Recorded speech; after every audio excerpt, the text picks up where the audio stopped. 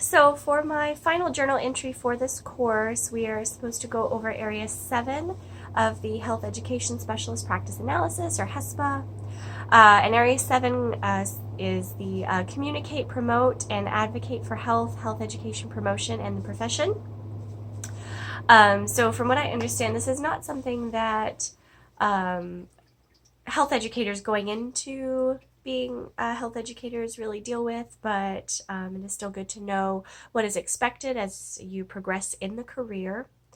The first task was to imagine that you are the senior health education specialist for your community and to describe a pressing health issue in your community.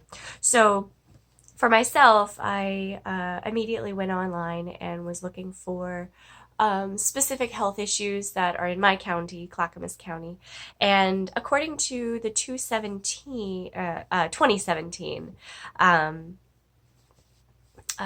health surveys for my county, 40% of youth were classified as overweight or obese in the community. And going into this degree, something that I thought I would be really passionate about would be helping youth and teens in leading healthier lives so they can establish those habits at an early age. So that was the topic that I chose to look at. And it says, using your skills in Area 7, how would you tackle this health issue? In your response, you must apply at least 3 of the competencies and be specific in how you plan to apply those competencies. So the 3 that I chose was 7.1.6, which was to assess and select methods and technologies used to deliver messages. That was the first one. And the reason that I chose this one was because I feel like getting through to youth and teens in this day and age, you need to be as up to date as possible or they won't consider your information valid. If you have the opportunity to use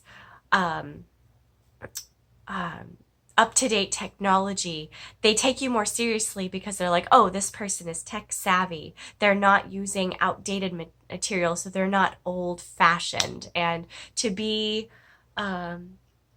with the times, it seems to me, from my experience, that teens respond much better to that. So using PowerPoint presentations might be okay, but if you have the opportunity to have like created a video or to have like on the go viewage, if you're able to somehow use, I don't know, like a drone in your presentation, somehow something that catches their eye so they're like, oh, this is interesting. This is something that I could actually show to my friends because it's cool. And that's the real point. It's to educate them and so that they can spread the word, because we want to be able to get health education out to as many people as possible so that in turn they can choose whether or not they want to apply that education to their lives. So yeah, so that's why I chose 7.1.6. The next one was 7.2.4, to develop advocacy plans in compliance with local, state, and or federal policies and procedures. I would absolutely want to take whatever research that I found, that I gathered on this topic, to at least the county level, if not going to the state level and federal level. So taking this information and taking it to the county and saying, hey, this is something that I want to advocate for in stopping, and I want to do fundraisers, and I want to do workshops, and I want to do whatever I can to reach out to the youth of our community and help them know and have tactics and how they can battle this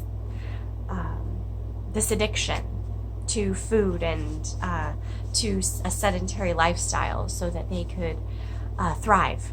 And so those would be the type of plans that I would be going through. I would be listing out, okay, these are the things that are causing damage to our youth, and these are the things that would benefit the community if we were able to get them in a more active lifestyle and to get them in a more healthy regime.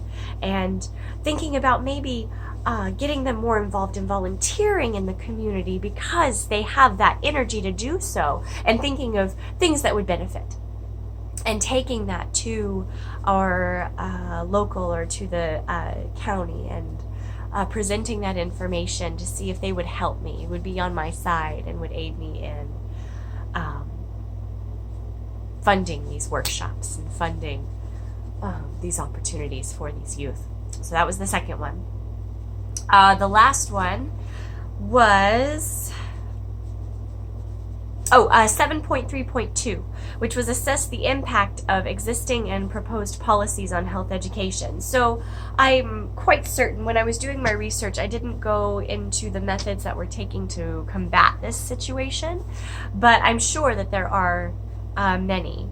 And assessing the impact that those would make a definite difference in my strategies on how I would combat these addictions to food and sedentary lifestyle. And being able to take down that data would also be something that I would be taking to the government levels and saying, hey, these are things that were already done, and this is the result that we're still getting. I have these ideas that would make a bigger difference. Can you help me? Please help me do this. Because these are here and they're good, but maybe this would be better. So those were the three that I came up with.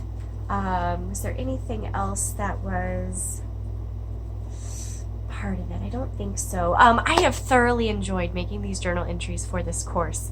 I think that it has been really eye-opening because I've been able to listen back and see different ways that I can work on my communication, which I think will also help me in the health education career. So thank you so much for all of the help in this course, and